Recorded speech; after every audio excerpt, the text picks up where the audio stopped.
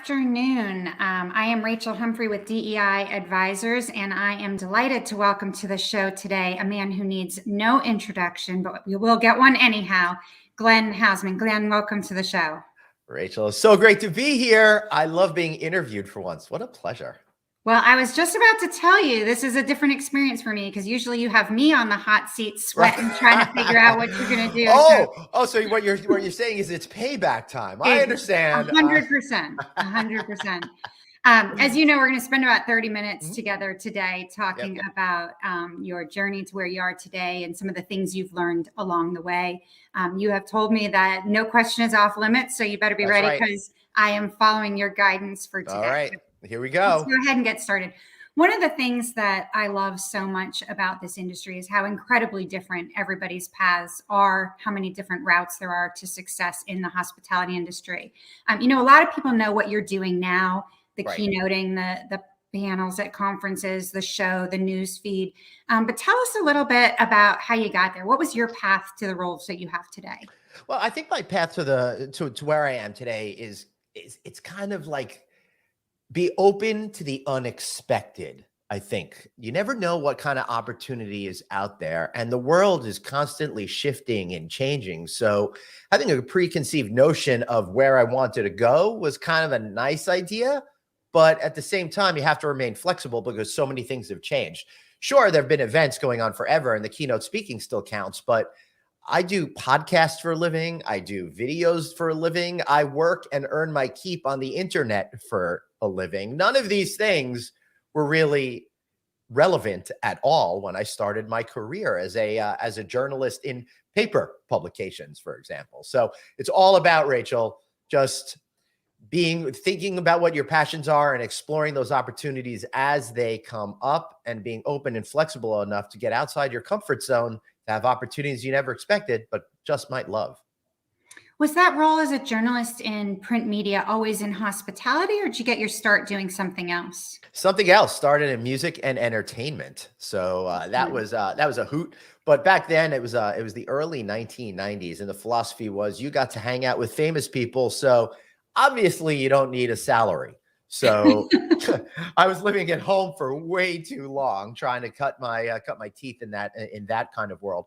But I quickly realized I didn't enjoy being in rooms of celebrities. I very much enjoyed going to concerts and hanging out with bands and partying and doing that sort of a thing. But the celebrity thing, I didn't like. But one thing I did like about interviewing celebrities, they were always in amazing hotels. And I got to really appreciate that side of things. I'm like, one day I'd like to be able to stay in these types of places. And then happenstance just happened that by coincidence, I thought I was applying for a job at one magazine, wound up getting a job at a hospitality focused magazine instead. And it was the best thing that ever happened to me. The rest is history, so to speak. Yep. You're still getting to interview famous people. You do it every day, just in a different type of famous people. But I mean of the celebrity, People Magazine, TMZ type of a thing. The people I get to talk to now, and they are celebrities in our world. All the great CEOs that we talk to, they are our former celebrities. But the difference is they're really incredibly nice individuals nearly all of the time. And we're also talking about business and matters that can improve all of us, as opposed to look how great my movie is, even though we all know it stinks, I like that. Yeah. Well, Glenn, one of the things that you and I have in common is battling a lot of negative self-talk. You and I both kind of, when we get asked to do something, we're like, are you sure you want me, or was everybody else unavailable? Whatever those types of things are. Mm-hmm. People would be surprised to hear that about you because you do have a big personality. You are in front of the camera every single day. Tell me a little bit about the strategies you use to overcome that type of negative aura that you can have around you that can really impact how you do in your career. So I think we need to start with the cliche, fake it till you make it. And I think that goes to a lot of where you are trying to perceive yourself at some particular point in time. The other part is like act the part, right? So I had an epiphany early on that I had to get out of my comfort zone, and and being uncomfortable, you have to get comfortable with it, right? So it kind of is all kind of gone from that particular point forward, is figuring out how to get out of my comfort zone, how to face those voices of negativity, accepting who I am, and realizing that even if I don't feel like I'm bringing value to the table, others do. And I think it goes back to the thought that if we know it, and if we're so good at it, well, then everybody must be good at that, and everybody must know that. Therefore, we don't have a specific value to others, right? It's a weird disconnect because I learn so many things from other people all the time, but then I'm not able to incorporate that, at least earlier in my career, into that my philosophy of being. So I think it comes from a point of not giving yourself value about the things that you know and the accomplishments that you've had and the experiences you've participated in. And once you get past that, then I think you're able to start opening up a little bit in order to get to be more confident. But going back to the act as if part and the fake it till you make it part, once you had that epiphany, it's important to start get over your fears. And a fear could seem like a big mountain, but every single time you do something to combat that, you take a little chip out of it, right, Rachel? Just a little bit, a little bit, a little bit. And over the days, the months, the weeks, and yes, the years, and even decades, those problems start to become not only something that you've overcome, but you can turn them around into being your strongest asset. For me, I never thought I would be a public speaker. It scared the heck out of me, and I never thought I would be any good at it. Now, in my opinion, it's become one of my greatest assets that I have, because I spent years and years and years and years breaking down the fear into bite-sized chunks and then overcoming it.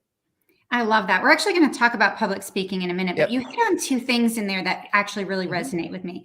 One is not telling ourselves what we would tell somebody else. So if I say, no, Glenn, you would be great at that, and I might be great at it, I'm not willing to show myself the same courtesy that I would show you. Right. The other thing that's important, though, is when I am doubting things like that, I think, well, Glenn is actually really good at his job. If Glenn wants me on his show, it's because he thinks that I have something of value to add. That's right. And so I try to turn the pages on, well, Glenn doesn't stink at what he does. So he must see something there that I don't. I find it's a head scratcher. I'm like, what do you mean you want me to interview your CEO on stage? Right. But hey, might as well go with it, you know? No, that's a great point. Well, let's pivot a little bit into public speaking then. I want to talk about it in two ways. One is your comment about being terrified of it. And now it's such an incredibly critical part of your success, whether it be on stage, on the show, in other ways. Talk a little bit about the strategies that you use to both identify that public speaking could be a critical part of your development, but also how you went about developing that for you personally. And then I want to talk a little bit about training others. Yep. All right. So when you're looking at it, you have to, it goes back to that thing, looking at the overall arch and vision for your entire career journey. And being behind a computer screen as a hospitality industry journalist working for trade magazines, I was going to pretty much in my career hit a wall. This is probably my late 20s at this point, maybe around 30-ish. And I started to think about, how can I move forward and start to create a brand for myself that would be recognizable and allow me to open up new doorways of opportunities, as well as learning some new skills that'll make me more valuable as a professional. So I was afraid of doing the speaking, but I had no choice. If I was to start becoming more visible, becoming a brand name, I had to throw my hat in the ring. I had to start moderating these panels. And even though I didn't know what to do, I still realized I had to go ahead and do it. So I just kind of jumped into it. And by observing others, I learned a lot about what I should and should not do. And now I'm able to turn that into helping people and helping myself become a better speaker. But we could break that down a little bit. So number one, it's most important to get out there, again, out of your comfort zone, do things like that will help make you more visible to create that personal branding, and then find the tools from which you can learn to actually be a better speaker. So for me, Rachel, I came in multiple components. Stage one was going ahead and trying to moderate panels, right? Stage two was, as any single time I'm in an audience, I would pay attention to what people were doing. And I really learned a lot of do's and don'ts from that, as I had mentioned a moment earlier. A couple of people that blew me away early in my career was a gentleman, Peter Yesowich, who had great stage presence. He knew how to deliver something. Our friend Calvin Stovall is somebody I really attribute to getting me excited about the notion that I could do public speaking, because he would come on stage and he would connect with them in a real physical way, and you could feel his presence in the room. So I saw that. Plus, I saw lots of moderators that were like, let me ask you another question, right? And you'd see the people on their phones, and we didn't even have cell phones that were smartphones, and people were still trying to be on their phones to get away from the boredom, right? So, I learned, again, to reemphasize it for the listeners, the not to do and the do. So how could you put yourself into a learning position to constantly get better over and over again? Number one, most important thing in that regard is understanding that you can. The greatest fear that we have when getting on stage is in my opinion, the greatest fear when we get on stage is that we won't have something to say, or something is going to catch us off guard, and that will lead to some sort of personal and or professional embarrassment. But the fact is, at some point, I realized that there's nothing that could happen that could upset me. And I was starting to run into a lot of different iterations of good experiences and bad experiences. But I quickly learned that if all the technology fails, great, then the audience is going to love you. They automatically want you to be successful, and you can feel the love coming out. And then you just take advantage of that. If you don't know a particular topic, you could very quickly learn the skills to make a sentence up that sounds like you know what you're talking about, and then throw it to somebody else and allow them to clarify it for you. So you start to learn all these little secrets, and with each one of those, you get more confident. But the real way to do it, Rachel, is doing it over and over and over and over again. And I learned how to do a lot of my speaking by being an adjunct professor at NYU for a number of years, teaching several courses, because you're verbally naked in front of a room of grad students for 3 hours at a time. And you have to learn how to act fast on your feet. So I highly recommend adjunct professors or teaching or any experience that you can do to get up in front of groups of people to see lots of different reps. Well, and when you talk about doing it over and over and over again, it doesn't have to start on the general session stage of a 5,000 person room. It can Honestly, be in the room. It can be in front of your management team. It can be in front of. It could be at your dinner table at Thanksgiving. For real. It's about getting comfortable in situations that you're not used to. And the best place to start is if you're at home. It's a safety net. Nobody's judging you in that sense, Maybe not in your home.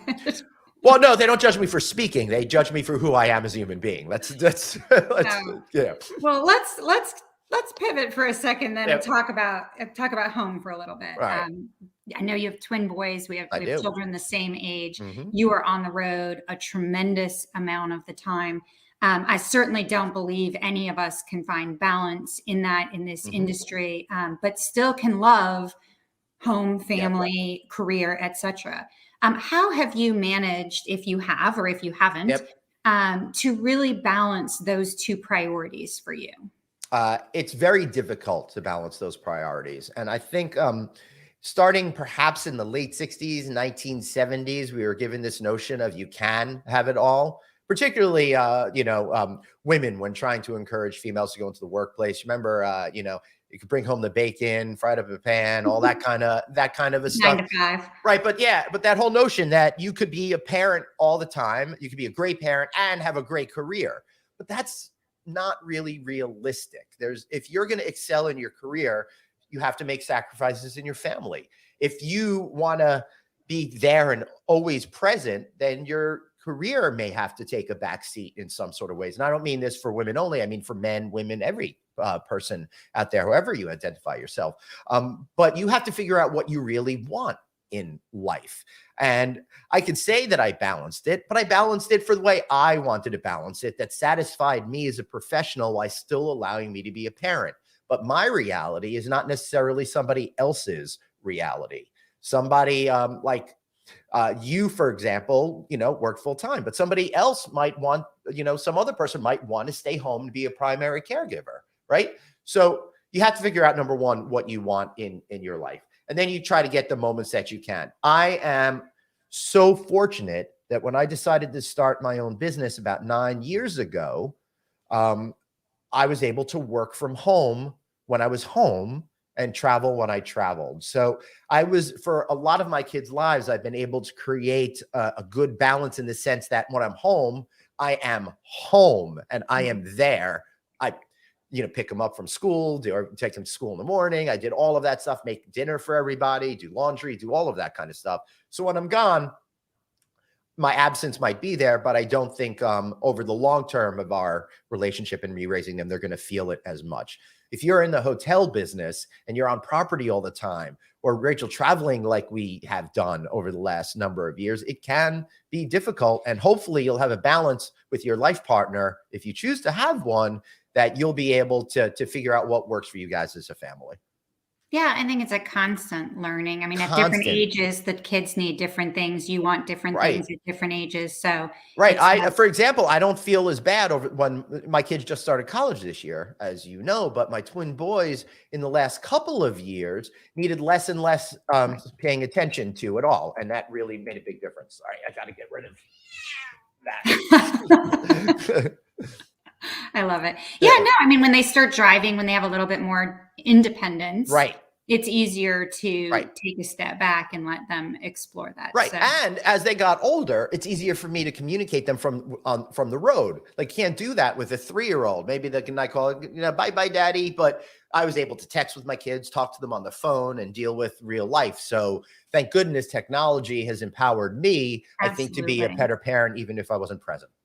I was just talking about that with someone the other day. I remember the old bag phone, which was my first cell phone, and the cost of making a local call was so outrageous that even to call home to say I'm going to be late was like a whole paycheck. Yeah. So the ability to have, I mean, you're right. The technology has made such an enormous difference on that.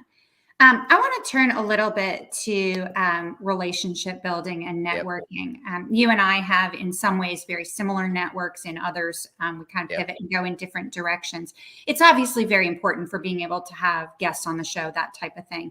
But we all build relationships and network differently. You and I have very different skills, yet we end up with a very similar network. Right. How have you really tailored your relationship building over the years to your personality? And what are some of the ways that you knew may not be the best route for you? And so you'd have to kind of carve your own path there. So I think in each and every one of our personal journeys, we have to really figure out our authentic self versus the self that we want to present to the world and our business, and what we perceive that should be. For me, I've worked really, really hard over the last 10 or 15 years to be as authentically me as I possibly can.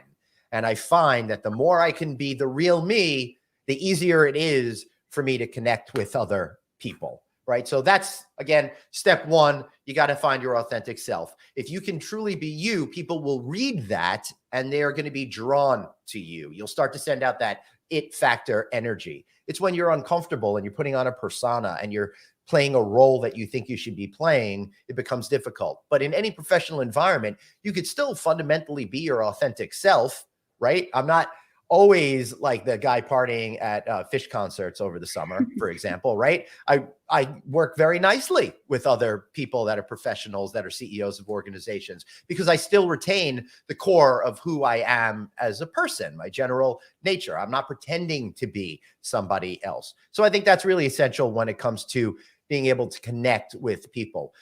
Practically speaking, it's difficult to get to know people. It's difficult to walk into rooms when you don't know anybody. I think you and I are at the point of our careers now with a track record of confidence that we could do that pretty easily. But I surely remember very, very clearly walking into like the NYU Hospitality Investment Conference in 1997, 1998, and nobody knew who I was. And I was just this, late 20-something kid who doesn't know anybody. I would walk into the room and I would start to have heart palpitations, but I needed to talk to people. So my first strategy was find a couple of allies. For me, that was a group of guys that were all starting at the same time.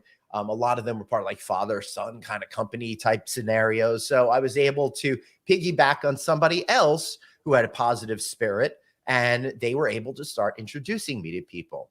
Then over time, it became more comfortable for me to get into situations to start engaging with people on my own. And once you start to engage with people, the biggest networking tip I have is really try to make it as much about that person as possible. Right. People aren't going to remember exactly what you talked about unless there's some very specific point of business that came out of it. Mostly they're going to remember about how you made them feel. And that's why it's always important to turn it back. I've been very fortunate. People have been paying a lot of attention to me lately, and conversations usually start with people saying, hey, this, that. And I'm very conscientious of how many sentences I'm saying before I tune it into, forget about that. Let's talk about X, Y, Z that's relevant in your life. And why do I know what's relevant in their lives? Because I've paid attention. I know I could read their badges, and I could either, if I don't know them, I can get a sense of what they do, and then just start asking them questions about their personal life and their business life. And know something about sports, that helps too. I love that. I mean, I will be honest with you. People are always surprised to hear that I am terrified to walk into a room where I don't know anybody. Still, Right. I've been doing this a long time. Right. I know a lot of people, but that is absolutely the worst possible case scenario for me, even to this day. Really? Hospitality. I joke that I'm like a baby food where you have to give a baby food like 2 or 3 times and then they love it. I meet you 2 or 3 times. I Right. know you. I listen carefully. I want to Mhm. learn more about you. I Right. follow up with my handwritten notes. But I really, for me, it's kind of that repeated contact of getting Right. to know people. And then I like you, have a small network that maybe I know somewhere, but Right. that walking into a room of strangers, It's rough. It's really rough. And motivating yourself to actually do it can be a yeah. Herculean task. Like now I don't have any fear about going into a room with people I don't know, but I'm at the point where, do I even want to bother doing it? Do I want to get my energy level up? You know? So I do still find it tough in that sense. Like in all the financial conferences, I know everybody, and it's impossible for me to get to the bar because I'm having so many conversations. But if I have a speaking engagement for a company, I did one thing for a hotel industry vendor in August. It was all their salespeople, all their global people. I didn't know who any of them were, and I felt like the odd man out. And it's funny to be as known in one area, and I could, never make it to the bar, where in another area, nobody knows who you are, and you have none of those contacts and none of that dependence that you've gotten so used to rely on. If I don't have something to say to anyone, oh, there's that person. Let me go talk to them more. I found myself doing a lot of pretending I was on the phone and doing urgent walking around. I love it. Well, Glenn, before when you were talking about public speaking, you talked about knowing that it was important and putting the tools together. We are all, whether it's peer-to-peer learning or reaching out, there's so many resources in this industry for whether it is substantive career growth, leadership growth, many of these other things. And especially in a role like you have now, where you have to be on top of trends and current events and who people are and what companies are doing what. Where do you turn for resources? How do you continue to grow and develop your skills? Well, I would recommend doing a podcast every day where you get to talk to the top people in hospitality, because that, number one, is my fundamental learning zone, right? For example, as we're recording this today, I had on a divisional president with Ambridge Hospitality today. So I learned a whole lot from him. Yesterday, I had on the owner of a restaurant, right? So I learned a whole different set of things from that person. And being in the position that I'm in a really unique spot to be able to take all these different things and not just understand what's going on, but then to be able to create conclusions and observations that other folks don't have, because we do still have a very siloed nature in our business. So I learn by not only talking to those people, but then getting out and getting to those cocktail parties. It is so essential to do that. At events like the lodging conference, I talk to as many people as I possibly can. When I was at that other event that I didn't know anybody, I still jumped in and had conversations and asked them questions so I could learn about things that I never understood. So be curious and ask great questions too. I love that. You also talked early on about when you were switching from print journalism to the roles that you currently have now, that you wanted to have a brand. What do you want your personal brand to be? And do you think you are there? Do you think you've achieved what you've set out to do as far as that brand goes? I would like to continue to extend my brand, so maybe people understand it outside the hospitality industry specifically, because I love sharing the notion of great hospitality with everybody, including in different sectors. But yeah, I think I'm finally at the point where I found my fully authentic self, and I'm able to communicate that through the types of shows that we do, not just No Vacancy Live, but our Friday Night Audit, comedy drinking show, for example. The look and feel of my brand. No Vacancy is done in kind of like an old hospitality sign. So it's kind of got that positive energy, 60s vibe about it. And it kind of gives you an indication of where my point of view is from, right? So all of those little types of things coming together, I think have created something that I'm really proud of finally after all these years. I love it. And a continual work in progress, like you And said. again, because I'm open, you never know what's going to happen in the future. I'm in the, I successfully did No Vacancy Live. We just did 691 episode today or something like that. But I also see that the market's changing, and I'm very well aware of that. So I'm building a studio in my basement right now. This is going to be my upstairs studio, and then I'm going to have a downstairs studio that's got a totally different look, a totally different vibe, and I'm going to do different types of short form content there. That's going to, I think, better appeal to the way that people are interacting now and going forward. So being open to change, you've got to do it, or else you're going to get stale, and everyone in the world is going to move past you. I love that. Well, and when we are talking about continuous growth and personal brand, things like that, we continue to learn along the way. You and I continue to learn today. What is one thing that you wish you had known as a 22-year-old starting out that maybe you haven't learned until recently? Yeah, I'll tell you exactly what. Nobody cares about you, dude. Not in a bad way, but nobody cares. They're all caught up with their own lives. They're all doing their own things. Whatever is going on here in your head, nobody's thinking about it like you're currently thinking about it. Give yourself a break. Know that you have value and that you're going to add something in your future because you're curious, you're interested, you're focused, and you have the drive to go forward. Stop worrying about external things. Worry about what's going inside and make it happen. I love that. We're going to run out of time, as I would expect, because I could talk with you all day, but I want to talk about a couple things quickly. Obviously, going out on your own, starting a business, terrifying, risky, especially for someone who thrives in negative self-talk and doubt and all of these other things. How did you know this was the path for you, despite the risks, maybe not having a fixed income, that type of thing? And what did you do to evaluate or be able to tackle those risks?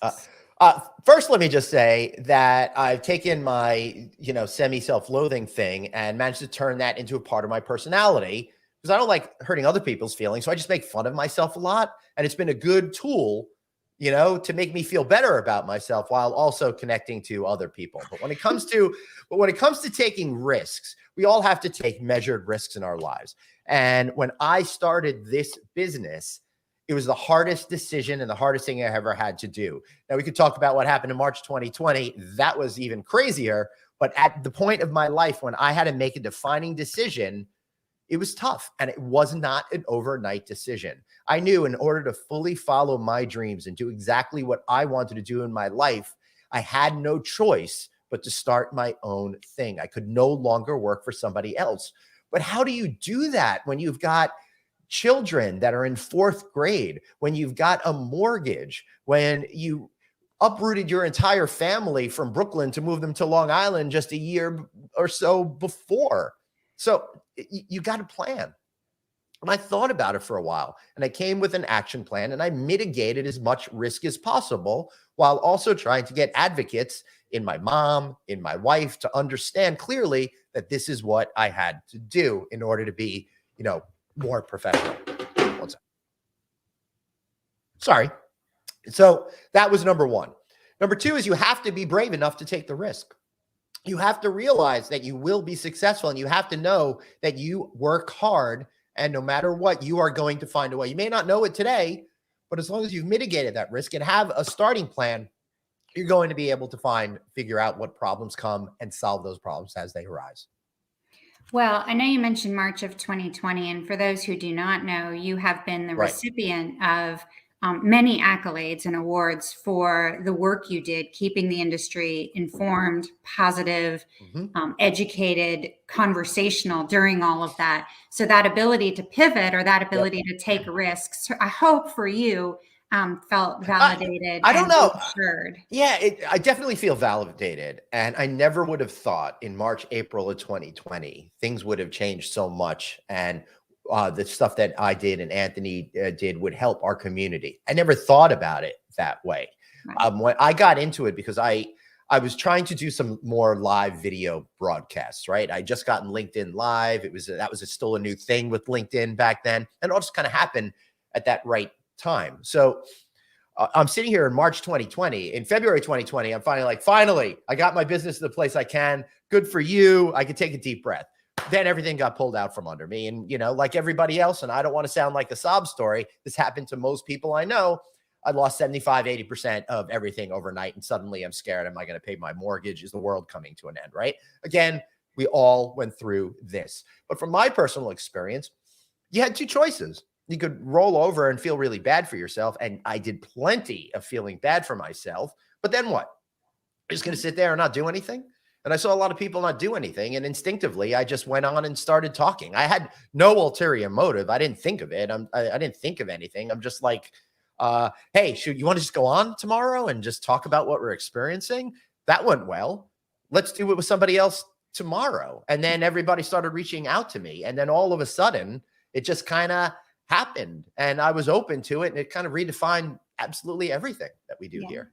Well, that's what you talk about, Yeah. being willing to pivot or knowing that you don't have to have every step mapped out exactly. Yeah. Well, Glenn, we are running out of time. Tell me, considering the tagline of DEI advisors, empowering personal success, what is one thing that you haven't mentioned so far today that you think is really important for the future leaders in the industry to be thinking about as they Yep. are working on and charting that path forward?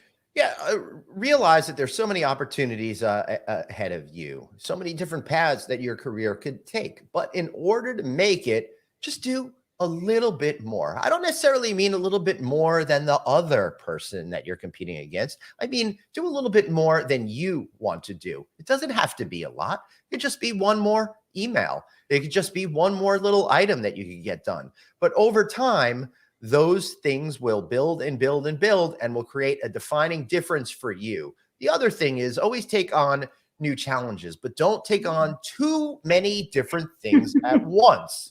The one Where have thing you that, been all my career to tell me that? all right, so the one thing I've learned is it's difficult to incorporate 5 different things into my life at once, but I could do one thing, I could figure it out. I could figure out the mathematical formula that makes it all work and happen, fit it into my overall life, then it becomes normal. Then add something else. And that allows you to grow, do new things without feeling as if it's just too much. I love that. Well, Glenn, thank you on behalf of an industry for being a tremendous leader within our industry. I appreciate all that you have done to support my career. I am not shy in saying that anything I have ever asked of you, you have stepped up and said yes, and I am very, very grateful. Also for supporting the mission of DEI advisors for a more diverse industry at all levels. But thank you so much. You want to make a shameless plug for the show? I want to say if there's anybody out there that has any questions or anything like that, give me a call. People help me along the way. I'd love to help you too. And also to keep the theme of this conversation, I can't believe anyone pays any attention to what I have to say over there. It's kind of weird. It's kind of bizarre, but I'm still working on it. I am going to get used to it. And help me get used to it. Watch No Vacancy. Check us out. Text the word hotel to 66866. You'll get our Sunday night newsletter with all the goodies that you need to help you in your journey on personal empowerment. I appreciate it. Thanks so much, Glenn. Thank you.